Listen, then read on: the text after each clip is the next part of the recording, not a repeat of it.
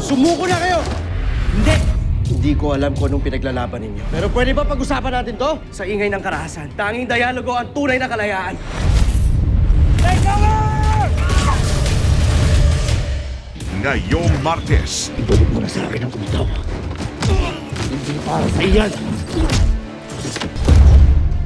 Papatayin tayo ng hayop dito. Sige, lapit! Wag!